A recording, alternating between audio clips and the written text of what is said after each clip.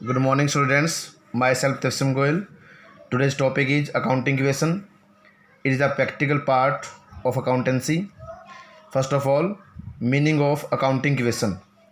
Accounting equation is that equation which signify that the assets of business are always equal to the total of its liability and capital. In accounting equation वो equation है जो ये बताता है कि एक business की सभी एसेट्स का टोटल उसकी लायबिलिटी और कैपिटल को मिला करके उसके बराबर होता है। It's formula is assets equal to liability plus capital. इसका फार्मूला है asset equal to liability plus capital. It describe the relationship among the components of balance sheet. ये जो है अकाउंटिंग इक्वेशन बैलेंस शीट के कंपोनेंट्स के बीच relationship बताता है जो कि एसेट्स लायबिलिटी और कैपिटल बैलेंस शीट के कंपोनेंट हैं। So that it is also called balance sheet equation. इसलिए इसको बैलेंस शीट का इक्वेशन भी कहा जाता है। Balance sheet is the statement of assets and liability. Balance sheet वो स्टेटमेंट है जिसमें एसेट्स और लायबिलिटी शो की जाती है बिजनेस की। Assets include following assets: cash in hand, cash at bank, stock, debtor, furniture, building, machine, prepaid expense, acquired income. Liability include creditor, bank loan, outstanding expense, advance income, and capital include only capital. It is the internal liability of business.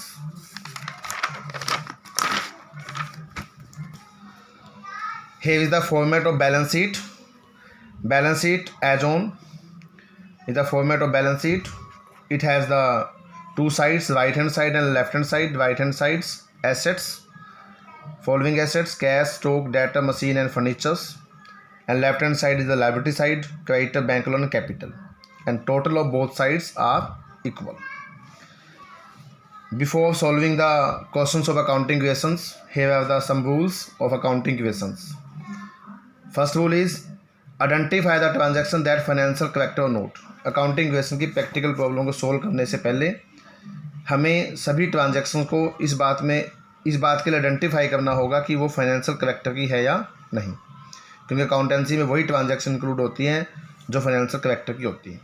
Second is understand the effect of transaction on assets and liability. इसके बाद उस transaction को read out करके उसके effect को जानना होगा कि उसका क्या इफेक्ट पड़ रहा है एसेट्स और लायबिलिटी को। Every transaction has at least to effect which may be increase और डिक्रीज, क्योंकि हर ट्रांजैक्शन का कम से कम दो इफेक्ट होते हैं, या तो वो इंक्रीज होता है या वो डिक्रीज होता है।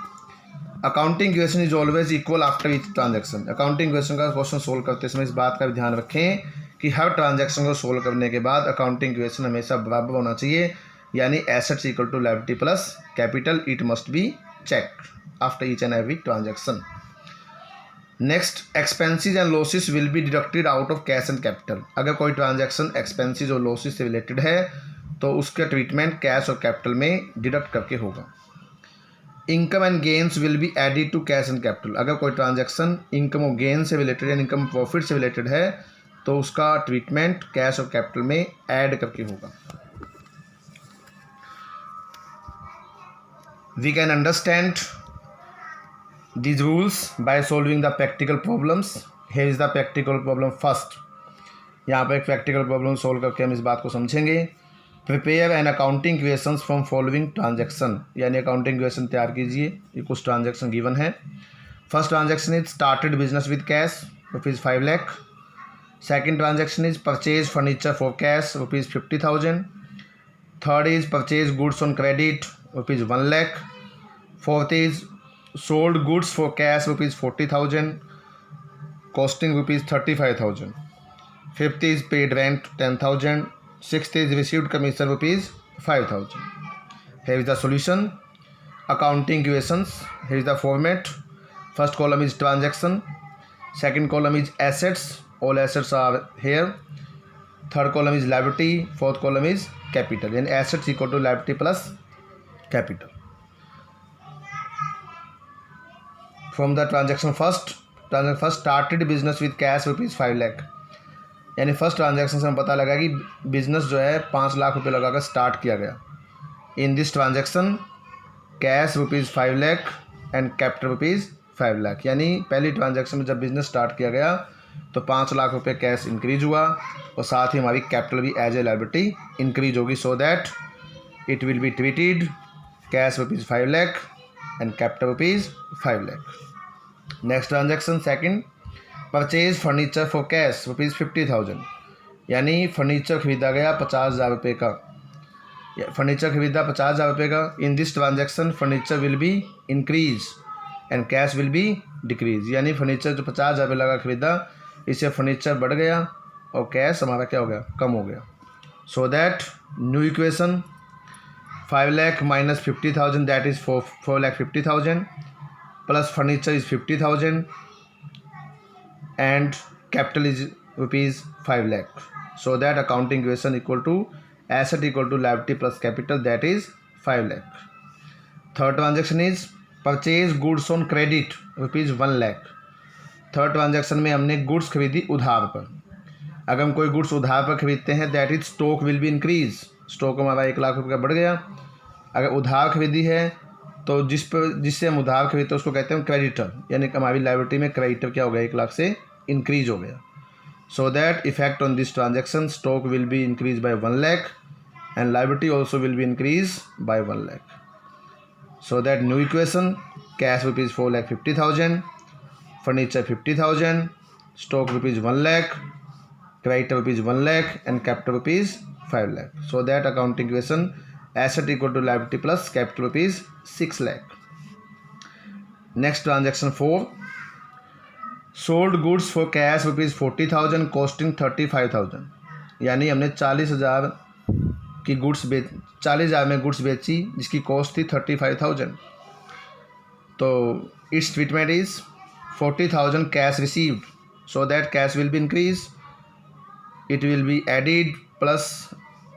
be added or plus in the cash balance 40,000 and stock sold will be deducted from the stock rupees 35,000, that is the cost value of stock, and difference between the cost value and sale value that is profit 5,000, यानी 35,000 की goods 40,000 में बेची गई, इसमें 5,000 का जो profit हुआ उसको हम कैपिटल में ऐड करेंगे।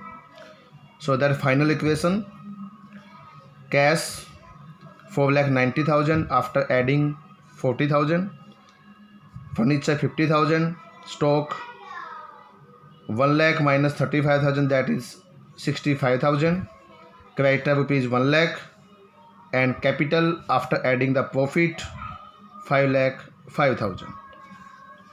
Next transaction fifth, paid rent rupees 10,000, that is the expense. When the expense paid, it will be deduct from cash and capital as per the rule, so that its treatment is 10,000 will be deducted in cash and 10,000 will be deducted in capital.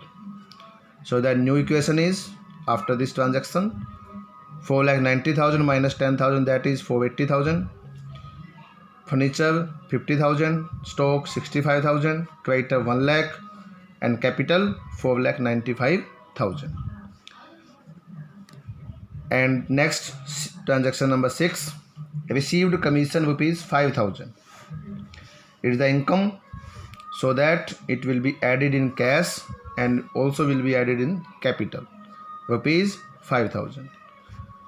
So that its treatment is 5,000 will be added in cash and 5,000 will be added in capital. After adding, the new equation will be 4,80,000 plus 5,000 that is 485,000 as cash, furniture 50,000, stock 65,000, creditor rupees 1 lakh and capital after adding rupees 5,000 that is 5 lakh. And at last the new equation assets equal to 6 lakh equal to liability plus capital, liability is rupees 1 lakh and capital rupees 5 lakh. At last हम ये conclude कर सकते हैं कि after each and every transaction accounting equation is always equal, so that assets equal to liability plus capital. Thanks for watching the video.